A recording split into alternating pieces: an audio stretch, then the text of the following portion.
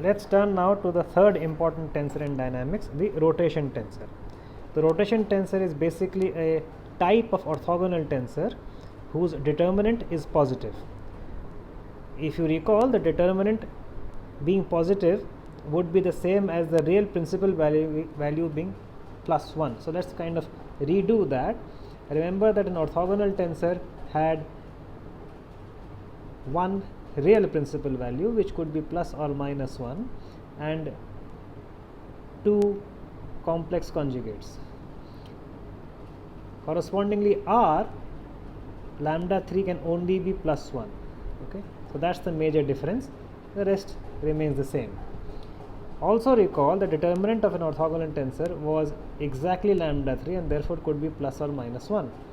But determinant of R is also lambda 3 and that is plus 1. Hence, the determinant being positive is equivalent to the requirement that the real principal value be positive. The second property which follows automatically is that there is no volume inversion. What did I mean by volume inversion? If I took a box whose sides were given by three vectors, which I am trying to draw here, so A, C, B. So let's say this was a box, and this box was transformed by this orthogonal tensor into some new box which I won't try and draw. Then we saw that the new volume was simply lambda 3 times old volume. So it could be plus or minus, right? So the volume could actually become negative because the box flipped itself, and this was the picture which we had. This was my box. I have taken the vector C to be along the principal vector axis, and if lambda 3 was minus 1, then the box flipped through the invariant plane, right?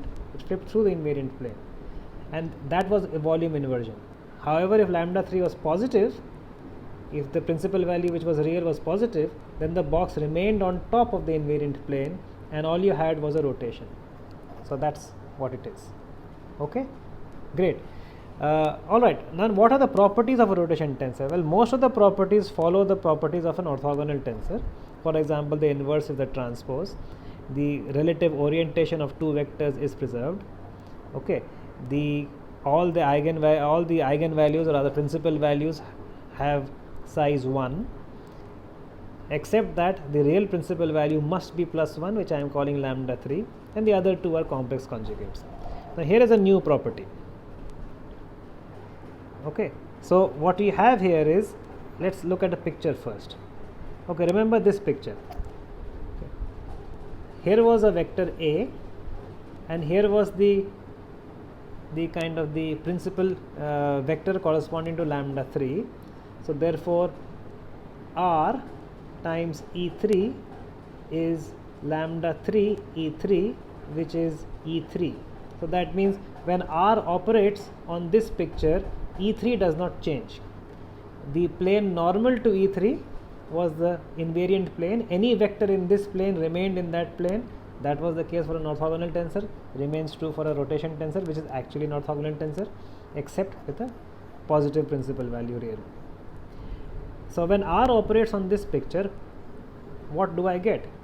What I get is that this vector A will simply swing in a cone around the real principal axis, the real principal vector, and that's what I see. This vector A swings over to, well, I have called it QA, it should really be RA. So let's kind of fix this. It is RA, okay, and that should be okay. So that's the picture, the vector swinging over around E3. How much does it swing? Let's say it swings by theta. So if I give you R, how do you find theta? Well, you have computed the eigenvalues of R. Okay, you simply look at the complex eigenvalue, you look at its imaginary and real parts, and the rotation angle, this theta over here, okay, so this is theta, will be the tan inverse of b by a. I will prove this formula later. Corresponding to the real principal value, you will have one real principal vector, just as for orthogonal tensors, and the plane normal to it remains invariant. We have already discussed that over here. We also saw in this picture that the vector A was swinging around in a cone about E3. So therefore this E3 becomes the axis of rotation of the rotation tensor. Finally, the cross product identity comes around just as for orthogonal tensors, except that while for orthogonal tensors this could be plus or minus 1 depending on lambda 3. In this case it is always plus 1. Okay, let's round off this discussion with an example. So let's look at this example where I have a coordinate system E with origin at O and unit vectors EI, and this rotation tensor R, or this tensor, let us say this tensor R in E has the matrix given by 1 0 0 0 0 cosine theta minus sine theta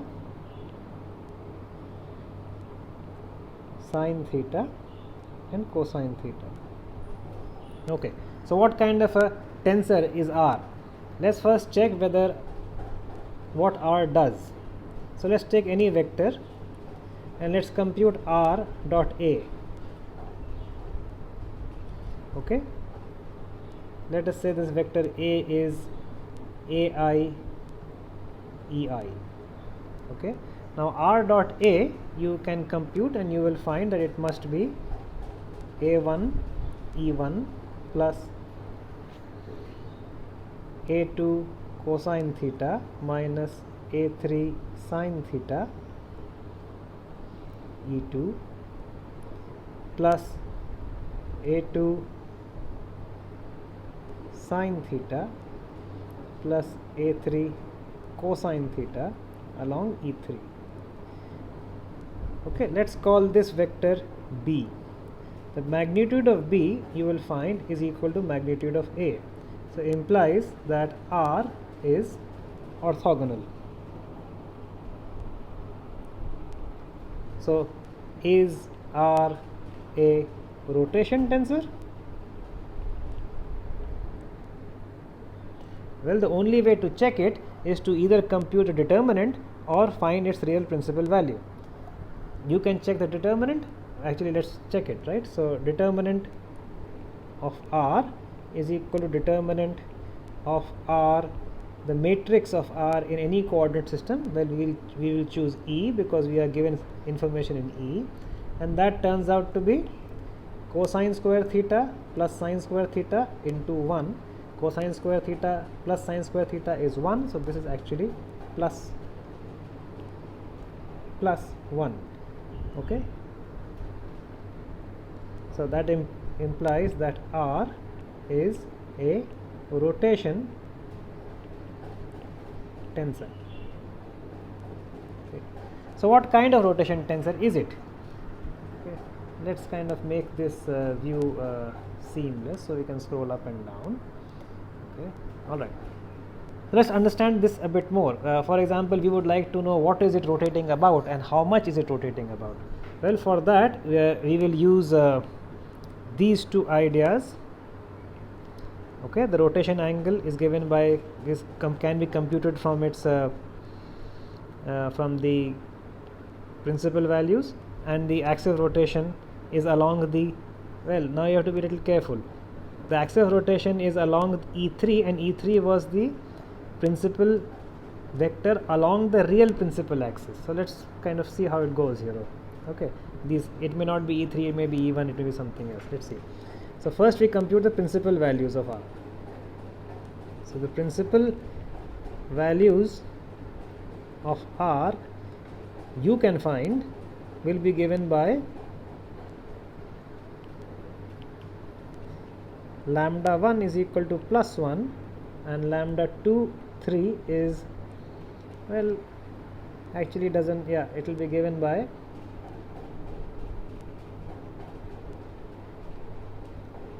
cosine theta plus minus I sine theta. You will notice that I have picked lambda 1 to be plus 1, even though over here we keep talking about lambda 3 being plus 1. That's up to us. We can call 1 and 2 and 3 as whatever they are. Okay. Now corresponding to this, the principal vector turns out to be E1. Okay. So according to this discussion over here, R is a rotation about E1 by how much? We didn't compute that. Well, here is the formula. The rotation angle is given by the tan inverse of B by A. So this is B and that's A. So rotation angle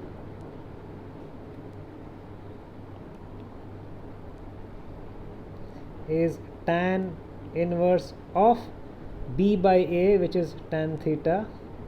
So it is theta. So R is a rotation about E1 by theta.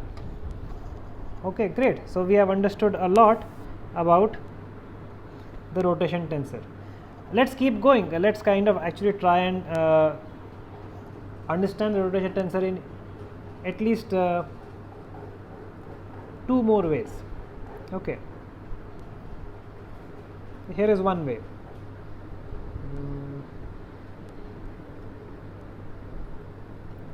So we saw that R,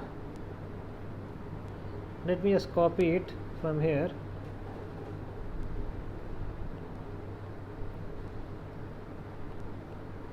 So R was given by this.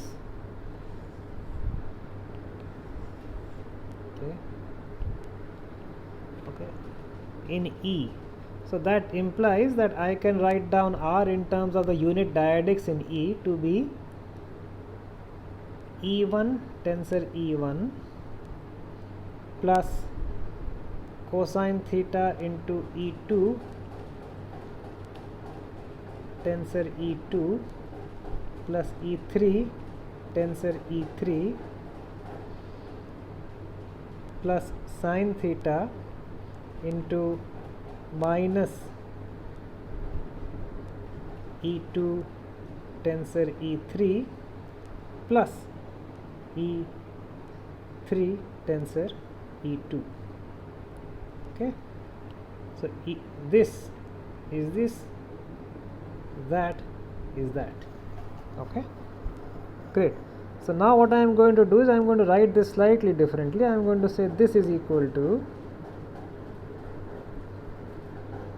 E1 tensor E1 plus another tensor which I am going to call small r, and which, let me indicate it for you, this is small r. Okay. Alright, you will notice that in small r there is only E2, E3, there is no E1 contribution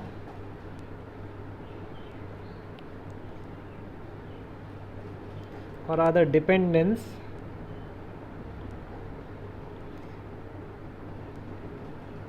okay in this, in R, in small r. Okay. All right, now what I am going to do is I am going to draw a picture. Okay, the picture is going to be,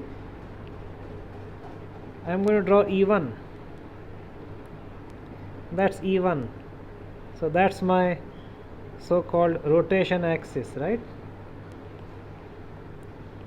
So that's the principal vector, right? R dot E1 is plus E1. Then I am going to, so normal to E1 there is going to be a, so this is going to be my invariant plane.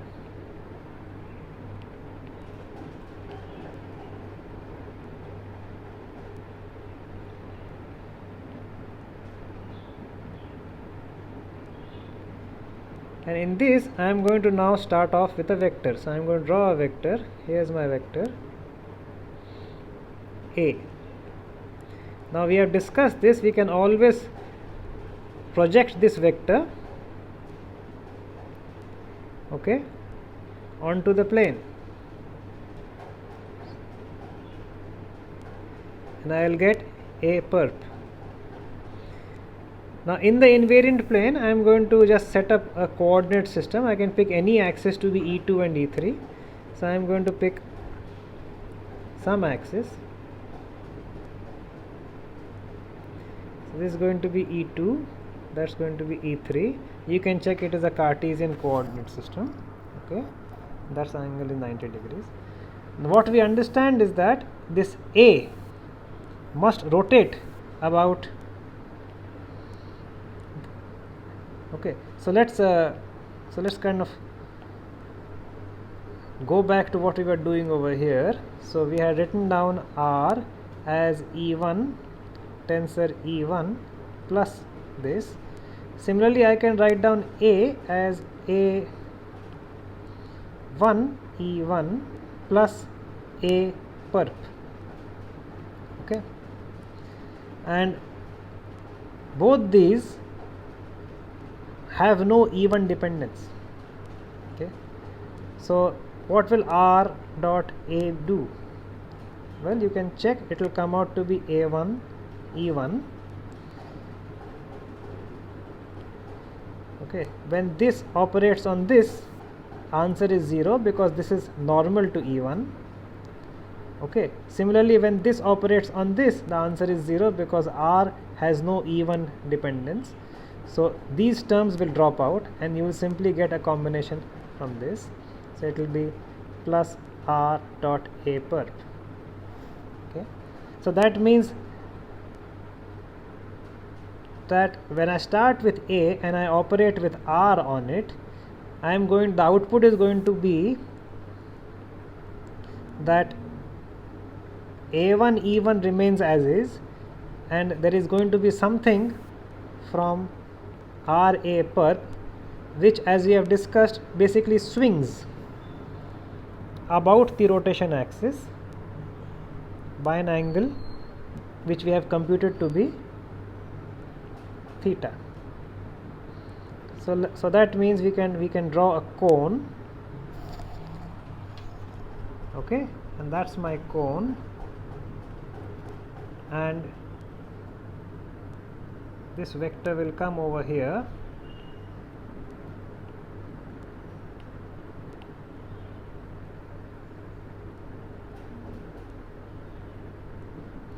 This will be RA, and if I project it down here, this angle will be theta and this will be RA perp. Okay, and that will remain as is. Okay, so that's what's happening. This is yet another way to look at the rotation tensor, is by this split. Let me give you a final way to look at the rotation tensor. Okay, so for this we will again look at this picture. Okay, and let's say that the invariant plane, it's a 2D plane, so we identify the invariant plane as the complex plane. Okay, so then A perp gets identified as, as let's say A2 plus IA3. Okay, so that's the real axis, that's the imaginary axis. Okay, and all that has happened over here is that this vector in the plane E2 E3 has swung by theta to come over to a new vector. We know what that means in complex algebra. So R swings over to EI theta times A2 plus IA3. What is EI theta? EI theta is cosine theta plus I sin theta. Do you know what cosine theta plus I sin theta is? Of course, that's our complex eigenvalues. So that's the third way to look at it. Okay, that the complex eigenvalues over here really are EI theta, and EI theta, as we know, is a rotation from complex analysis. So that's all about the rotation tensor, and that's the end of lecture 4. And this was a tough lecture, lots of hard tensor algebra, and you may be wondering why I should do it. That's because you guys are smart.